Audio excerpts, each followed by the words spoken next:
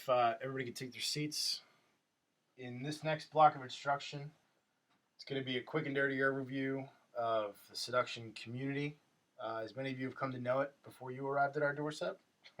Quick review of what the dollar figures the cottage industry as a whole has been generating over the past decade or so, what kind of exposure that it's gotten in society at large, and how our approach has pretty much marginalized any hope of the industry maintaining its pole position as the primary source of attraction and seduction training now and in the hereafter. All right, let's get started. Conveniently titled, Fucked Over. First part of this, as I said, we're going to go through a brief history of the seduction community.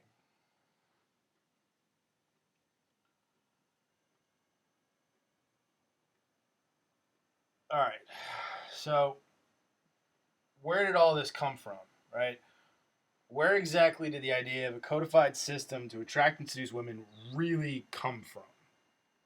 Okay, well, a lot of people in the industry, when you ask them the question, they'll cite literary figures like Casanova or Don Juan.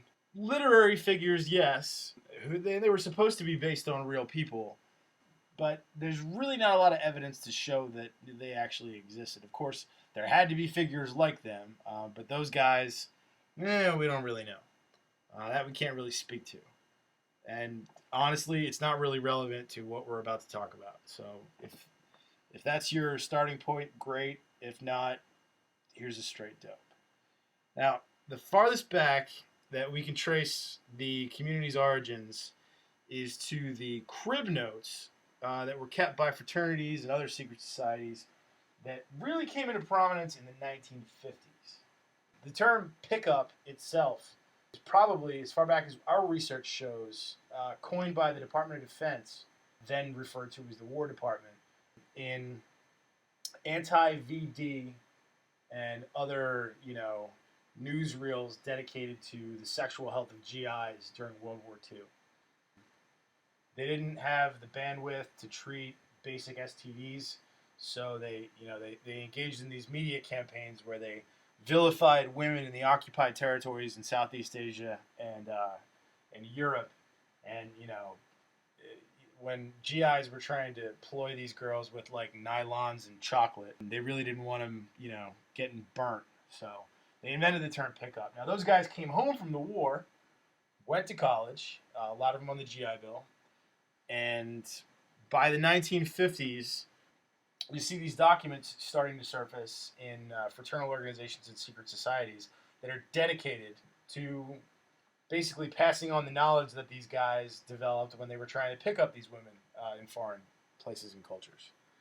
Now, these crib notes, as they're referred to, were like physical, analog, handwritten, or maybe even typewritten notes passed down from senior members of these organizations down to the junior members and the initiates. And they were basically just detailed descriptions of the methods that their forebears used in their experiential learning process, okay? If it worked for the first guy, he wrote it down and then passed it along to the new guys. I guess it kind of gave them like a social edge over the regular chodes that were like, just tooling around campus. Wasn't very scientific or very precise, but at least it was a start, right?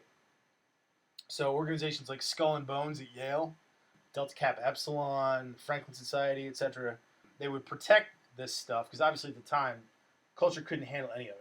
It would have been total anathema. So that kind of got brought into their body of secret knowledge. The key point to understand at this point is that what was happening was they were condensing what they had learned, their personal experiences, and then transmitting it over time from peer group to peer group. Okay, it was like, the very seedling stages of the hive mind that we have today. Now, the next milestone that, our methodology and our shop identifies is really the rise of NLP, neuro-linguistic programming. It's really at the root of the way that the community developed from 1970 forward. NLP was started by a couple of guys, a guy named Richard Bandler and Dr. John Grinder. They were both self-help speakers, touchy-feely self-help types. And what they did was, when they were developing NLP, the climate was perfect to capitalize on the rising popularity of psychotherapy as the new pop culture religion. People really starting to get familiar with Freud and Kant and all these different people that were talking about self-actualization. So the meme had already been put out there that psychology was a thing and that it could be harnessed. People just really didn't have a good feel for exactly how, why, or to what end. So Bandler and Grinder created this quote-unquote method that they claim to have developed as a way to use language, linguistics, as a tool to directly and effectively modify human behavior.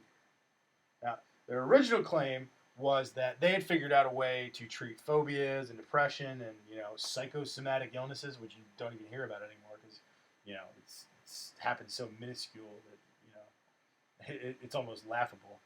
They were basically making the claim that they could heal psychological disorders by harnessing a fictional connection between the input of language into someone's thought process and neural processes and the external output that them processing that message in the order that they gave it to them had. They believed that there was a pattern that would shake you out of your your deep-seated Freudian Oedipal complex, or you had these limiting beliefs because of your low self-esteem, quote unquote. That if they could use the right thing to motivate your behavior, that you would no longer have that. Today, with behavioral psychology evolved to the way it is now, it sounds pretty ridiculous, right? Yeah, well, it pretty much was. Every time what these guys put out has been peer-reviewed or evaluated in academia, it's been, it's labeled as pseudoscience at best. They use a lot of scientific terminology, but it never stands up to any kind of rigorous testing. But turns out, when you tell someone that they can intentionally manipulate human behavior by saying a certain set of magical words in a certain magical sequence, it sells. Go figure. Anyway, these guys were both at their core seminar speakers. And seminar speakers get paid just like hired guns do. And they were working on their own bottom line. So when other snake oil vendors caught on to the idea that you claim to apply this stuff to seduction, it spread like wildfire. I mean, right? Seriously? I mean, who's not going to want to, know how to do that? I command you to remove your pants. Anyway, next up, we have probably the first real codified seminal work put out by the seduction community as we know it today. And that was How to Pick Up Girls by Eric Weber. Now, as of February of 2013, there were still 3 million copies of this book in print. So, it's still popular to this day. Not quite sure why, as I'll show you in a second. Now, this thing was written in 1970.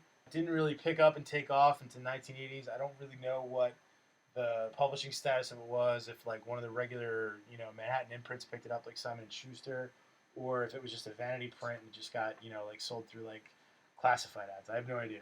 Doesn't really matter. The thing to pay attention to, though, again, kind of falls in line with that whole 1970s, post-Vietnam War kind of pop culture impression of psychology and the way that it could be admitted. And it also brought in a little bit of the Gnostic aspect that the guys who were preserving crib notes had. The guys in the 1950s that were working from crib notes thought that since they were special for being in their fraternal organizations and secret societies, they had been given an edge on the common guy. Okay, RSD guys would call him a chode. You're smarter than the chode. You've already got an advanced social understanding. The 1950s guys thought they had it because they were members of secret societies. In the 70s, you got guys that are practicing NLP. They think they've got the magic formula to be as successful as they want to be and live out their adolescent fantasies. Now you have How to Pick Up Girls, born of that culture, getting really popular in the 1980s. And at this point, psychology and popular culture is, it's becoming king. Um, Everybody's got a therapist. People are really, like working on issues. Divorces are rising, so you have, people going to therapy as couples. It's being discussed in popular media. It's really taken off. Anyway, you can tell by looking through Weber's book that he's really not a literary type. He's really just a guy, trying to, bring what he thinks he knows to the masses. Let me give you a couple of quotes. Quote, "The point of this story is not that the girl was, quote, bad, or, quote, fast, or, quote, avant-garde. All it indicates is that normal, healthy young chicks like sex. They want sex. And most important, will be glad to have sex with you if you only ask them." Here's another good one. "They're showing you their breasts and behinds to stimulate you, to make you want to go to bed with them, to get you to caress and fondle their lovely behinds and soft, warm breasts." This guy really had a handle on it. Beyond, his philosophical ruminations about, the nature of female adornment, etc., he does start to codify, some tactics. At one point, he suggests, dude, just go to an anti-war rally, even if you're pro-war. I've laid a bunch of chicks just by pretending that I was, against the war and progressive. And, he's got some great lines in here, too. Here's one of his, I guess you could call it an escalation line at this point. So here's the quote. "Somebody so absolutely stunning, so downright sexy. You actually find yourself running to catch up with her. For an instant, you even consider rape." Bring up rape. That'll go over real well. That's dynamite stuff. I love it. Anyway, moving on. The next major leap forward in the spread of the community as a subculture occurs here in 1989 with the debut of speed seduction. Probably got half the room here has got some speed seduction materials already downloaded. At least the guys that are, like recovering PUAs. Now, speed seduction was a system that was put out by the illustrious and venerated Messiah, Mr. Ross Jeffries. Another accomplished practitioner of the NLP pseudoscience. Ross is like the first guru that ever was. Now, what he claimed to have innovated when he put out speed seduction was that in addition to being able to use, excuse me, to use NLP to pre-program a subject to do what you wanted, he claimed to have also included an element of hypnosis in the speed seduction system. So what he was really going for at this point was a series of patterned language that would manipulate a target's thought-making process. Which, if you think about it, obviously we're very morally promiscuous. We don't impose our ethics on anybody. But, if it really worked and it was really just that easy, there really wouldn't be, much fun, in doing it. Granted, it would be gratifying as hell. You could have sex whenever you wanted, but that really put a lot of people off. But it also drew a lot of people in. Again, if you look at a lot of the videos of Ross's like small seminars that he did, in Southern California and all the different places that he's been to teach, you can see him, just like his forebears in NLP, kind of like adopting pop culture to make his message more palatable and more deliverable and believable to the guys that he was teaching. You got videos where he's doing kung fu moves to accentuate his points. He's got a sweet Indiana Jones hat in one of them, along with the standard late '80s garb. I've even seen a couple of lectures he gave where he had a crystal around his neck, talking about the healing power of crystals. I mean, a lot of it is just really out there, Southern California, normal stuff. Having used some speed seduction patterns myself in the field, I can tell you from personal experience that a lot of them are effective. I can't really tell you how or why. And I know that there's no science to back it up. Probably had a lot more to do with me and a couple other guys you're going to hear from, just, having a firm grip on memorizing what we were going to say. I remember spending like, hours on like a Thursday afternoon after work, like trying to memorize a pattern and then like putting it to work at like public. It pulled. I don't know what to tell you. But the key piece of Ross in the development of the community is really the marketing frame that Speed Seduction was put into. I think the line was, "Get any woman steaming hot in minutes." Yeah, okay, not really. But you know what? Hey, the sales pitch sold. And, to this day, he's still a conference speaker. Whenever there's an event available for him to make a buck and they've got a slot, everybody acts like, "Oh, I'm so honored Ross Jeffries is coming." Personally, I don't really blame him. He has an army of anti-socials for about 20 years now, holding him up as their sexual messiah. I'd probably do it too. Now, that's like, what, 1, 2, 3 of you probably remember in '89 when Speed Seduction was like really just breaking onto the scene and really getting out to this little subculture. Personal computing was kind of still in its infancy. It was like the age of the Commodore 64 or the Commodore 128. Yeah, of course you don't remember. Like, what, 6? But yeah, personal computing was in its infancy, and the way that you traded information in those days, even though you had a personal computer, was on floppy disks. And it was like a big deal if you had like 2 floppy drives, because then you could like copy games or copy text files or copy. The Anarchist Cookbook was a really big thing for you to add to your floppy disk collection. Just strange stuff like that, stuff that was countercultural, wouldn't have made it in the modern media. Stuff that was specific to the computing community.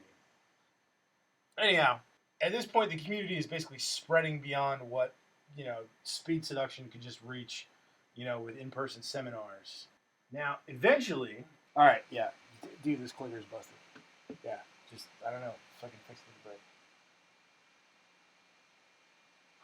break. Okay, all right, so the community was spreading beyond, just what Speed Seduction could reach with in-person seminars. Now, eventually, a hacker type, a guy named Kevin Mitnick, who was a student of Ross Jeffries, launched a Usenet group called alt.seduction.fast. Usenet groups were kind of like the great-great-granddaddy of an online message form. This is back in the days of mainframe computing. A server, was like massive, took up a lot of space. You had to dial into it. You had to have access to it. GUIs, graphic user interfaces, weren't the greatest.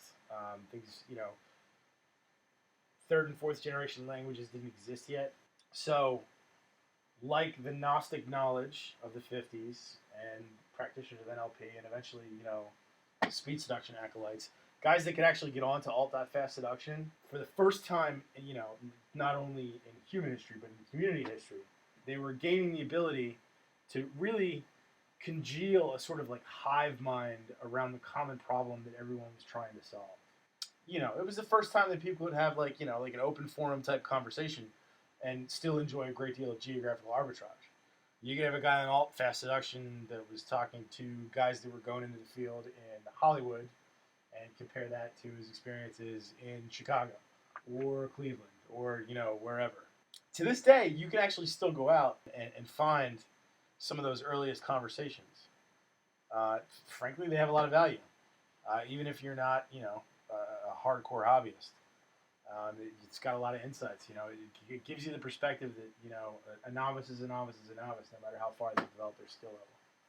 Anyway, where are we? Okay, we're at fast seduction. All right, clips list. Now, with alt.seduction.fast coming out in '94, when people are really starting to get online in mass with dial-up, you have the Cliffs List Seduction newsletter that comes out 4 years later in '98. This is huge, right? By 98, you have like T1 networks that are really starting to make their way into like major universities. Schools are getting them. Dial-up is getting faster. You can buy faster modems so you can download more. The Cliff's List newsletter, Seduction newsletter, is really like the next evolution forward, broadening the community to a much wider audience. It was transmitted via email, so anybody with an email could forward it to anybody else. It's like plain text. You're not getting a lot of major bandwidth screw ups. And the doctrine is actually moving from an elite inside of the community out to like the rest of the boots on the ground, if you will. Now, with the proliferation of the Seduction newsletter, it's really at this point that we see not really the marriage, but the engagement of Seduction community seminarism, soliciting guys to pay for training on how to get laid, and kind of moving toward the marriage of the idea of internet marketing and seduction training as a general idea. If Cliff's List newsletter hadn't been as successful and proliferated as it was, probably wouldn't have the community as we have it today. So right there you have the progression of the modern community from really its conception within the Cribs Notes in the 1950s through its adaptation to popular culture, all the way up to the point at which the information age really started to flourish, and we see the marketing really begin to really outpace the way the community is developing. Okay, learning to fuck for fun and profit. So if that was the community from conception to infancy, the movement from infancy to adolescence is actually, you'll find a lot more in common with this period. Okay, so by 99, a year after, Cliff's List Seduction newsletter comes out. You see the registration of fastseduction.com as the URL. Now it's moved from a discussion board to a discussion board in a clearinghouse of information. It's like an online library, fastseduction.com. Now, we don't have a lot of visibility into when or how much information from the original Usenet group was released with fastseduction.com. Excuse me. The key point to note, though, is the evolution of the online community as personal computing and personal internet access are developing alongside the community coming out of its infancy. It's also beneficial to note that the acceleration in the community's development and the wider proliferation between phases of the community's advancement, they're getting smaller and smaller in time increments from here on out. Now, once Fast Seduction had a .com made from the roots of the Usenet group, internet marketing guru Eben Pagan, some of you know him by his community name, David D'Angelo, released what he referred to as the, quote, cocky funny method on his own URL, wyourdating.com. If you have any questions about that and how much fun that was, get with me after the break. I actually have a really great story being in college reading wyourdating.com. Anyway, that same year, in keeping with tradition, wyourdating.com became an in-person seminar. Shortly thereafter, the W Your Dating ebook basically went viral. I think it's pertinent here to note that at this point, information about the community and about the community's techniques really rounded a corner. At its core, this is where the internet marketing really, really takes hold. Eben Pagan to this day has a long list of videos that he uses as instructional materials to help people buy his information products and to market him as a personal brand, holding up wyourdating.com as this great success and source of wealth in his life. Seeing it for me was a pretty disillusioning moment. particularly because I had lived with this idea that Double Your Dating had like provided me with like the basis of game that I needed. Before our research kicked off and we really got into tradecraft. Anyhow, next up is in 2003. The legendary dopeness of the world famous Project Hollywood, I'm sure, is not lost on anybody here. It was the crucible within which the majority, if not all, of the big names of any import in the business first emerged. With each with their own specific spin and individual style with regard to the establishment of a systematic approach. Without Project Hollywood, we would not have a community as we know it today. It really was probably the first time that a social experiment was really undertaken that could actually apply some kind of continuous improvement to the students and teachers that were there. It had every hallmark of a military organization. They're segregated from society. They've got a common task, a common purpose, and a common skill set. And they're all sharing best practices as part of this like learning organization. Frankly, they did it right, man.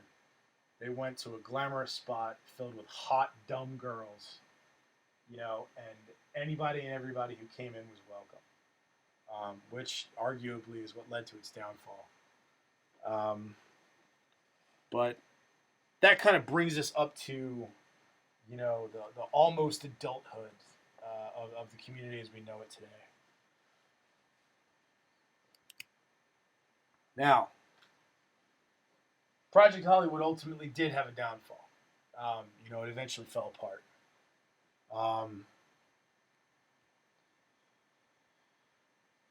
Okay, so you have the guys are all living together. You got all the big names: Mystery, Love Drop, Style, Tyler Durden, Papa. God, everybody's there, right? Now, the same year that Project Hollywood started, 2003, the forerunner manuscript to what a lot of you have already read today, the Mystery Method, with Eric von Markovic and Chris Odom. The forerunner, the Venusian Arts Handbook, was a collaboration that was done during Project Hollywood between Eric von Markovic, Mystery, and a guy named Chris Odom. You probably know him as Love Drop. This is also the point in 2003 when another member of the Project Hollywood crew, Owen Cook, also known as Tyler Durden, put together the founding documents and incorporated what he called real social dynamics.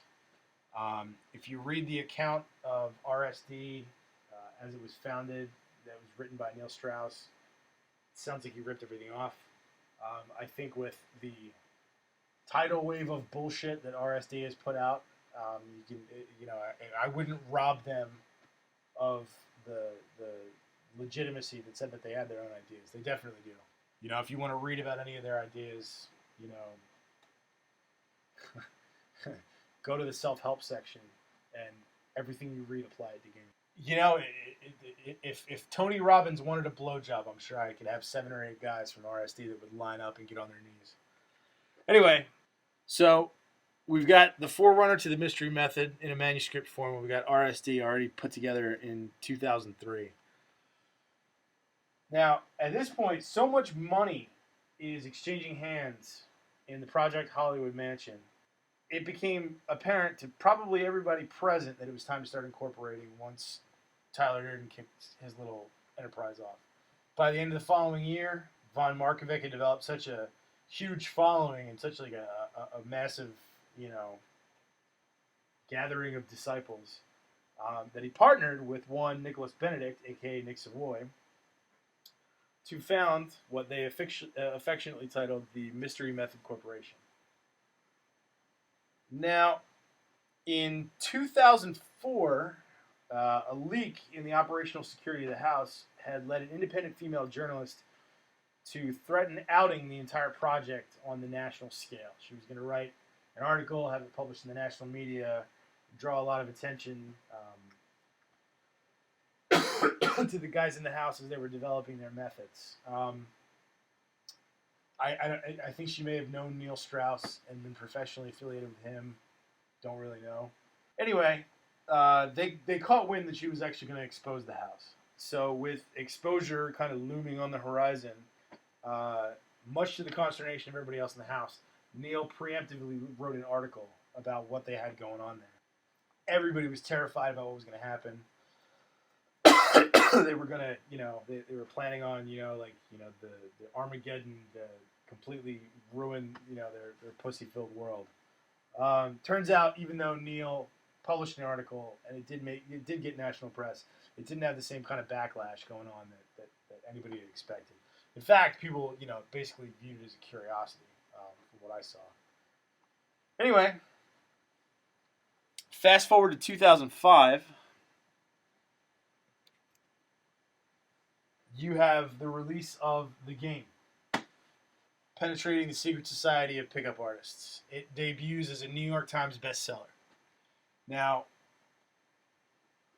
Neil Strauss has already proven himself as a, I think at this point he had already done the Courtney Love bio, and he had already done How to Make Love Like a Porn Star with Jenna Jameson. So he's already a name that folks in the Flatiron District and the publishing community in New York already know. He's got a lot of street cred. Anyway, as you might imagine, being a New York Times bestseller, the members of the Project Hollywood House basically were elevated to the status of like the Illuminati. The following reached epic proportions. Conflicts over money and creative direction disputes, particularly inside of the Mystery Method Corporation, ultimately drove Von Marketing and Benedict, Mystery and Savoy, to sever their business connection. And as you can see here, following the break, Benedict, aka Savoy, founded what we know today as Love Systems, and Von Markovic went on to establish what we know today as Venusian Arts, LLC. What does it all add up to? I can sum it up for you in 2 words. Big business. Now, we've got the 3 main companies that are obviously in control of the market. Okay. Quarterly bootcamp revenue by company. RSD, and this is just what we can see. Okay, quarterly, this is once every 3 months. RSD is pulling in $2.5 million. Love Systems, $1.2 million. Venusian Arts, not doing terrible. 32 grand, and last I checked, I think they had like maybe 4 or 5 coaches on rotation that are doing Venusian Arts boot camps. Annual revenue, RSD, you're looking at 10 million. Love Systems, 4.8, and Venusian Arts is like coming right in around 126. Okay. Now, as an industry, that means at least 15 million is going out the door to these guys just in training alone, in-person training where you're talking to a specific instructor for a specific period of time. They're filming everything, right? Obviously, RSD's probably got RSD and Love Systems have equivalent internet marketing campaigns where they're taking video and they're putting it out. RSD had a great gambit about 6 or 7 months ago with the Vegas free tour being put out on YouTube. So now you can go and you can take a look at the lecture portions of a lot of their training events. While they're collecting this money and while they're raking all of this stuff in, they're also generating content, which is a huge part of their marketing campaign. So guys that are paying them thousands of dollars for 4 to 5 days of training or just for a long weekend are becoming actors as a part of their internet marketing campaign. And all of this stuff is covered in releases. It's a brilliant business concept. If you look at it, great strategy, great execution, great application. But none of that takes into account the untold millions for book sales, DVD courses, audio books, audio courses, the money they pull in at conferences, their publishing royalties. I mean, we're talking about a lot of money. It's pretty easy to be a baller when you have this kind of core market forming itself under the guise of a quote unquote community. So, just like every other internet marketing based industry, credibility is the cornerstone to the heart of all of their marketing. So the media, the mainstream media, has pretty much eaten this up and commercialized these institutions and the community at large, mostly because it makes for great copy and human interest features. And everybody who's got a love and sex column, they're a go-to. They're always there, and they're always doing something new because they got to keep their brands and their products fresh. So, really, in 2013, the way that the outside world, if you will, kind of looks at the seduction community is just like a post-feminist curiosity. Like, oh my God, there are guys that are doing this. And, every once in a while it'll pop up in the public eye and then it'll fade back out. So, what does that mean for us? Well, obviously, that's not how we roll.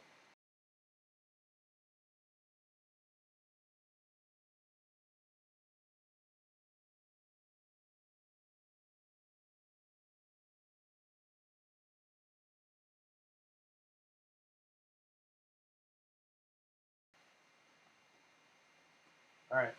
Well, we've talked about,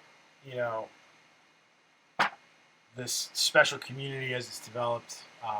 We've kind of shown some of the divergence for practicality and actual science that have been done.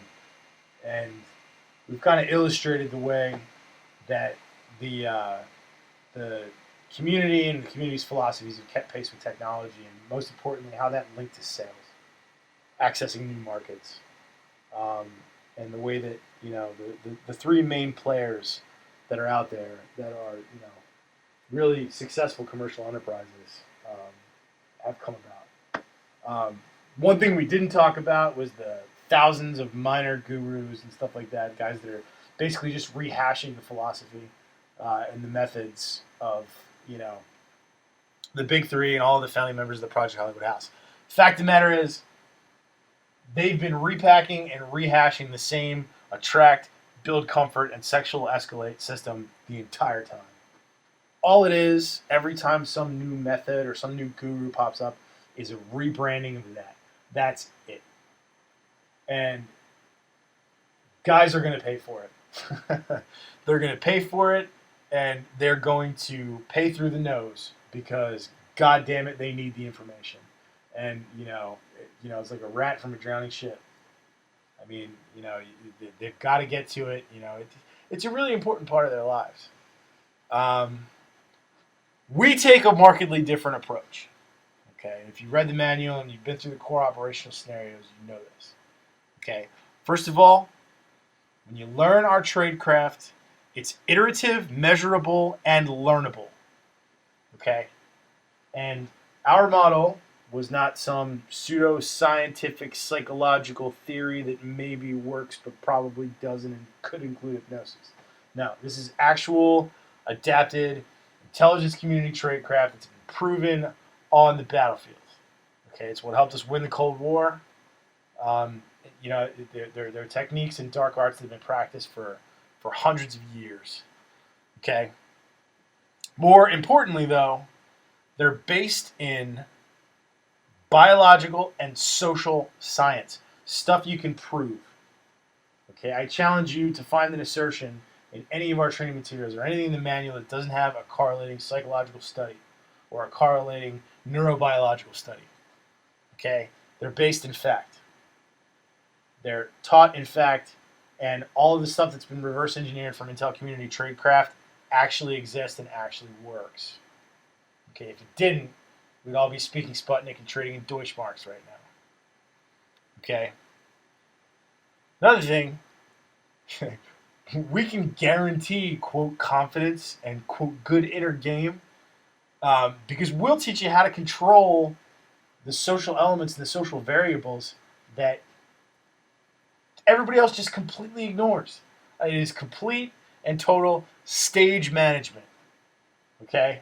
When I put an operative team into a venue, They're working like a well-oiled machine. They're incredibly good at clandestine communication. They all have a level baseline skill set that they can all rely on.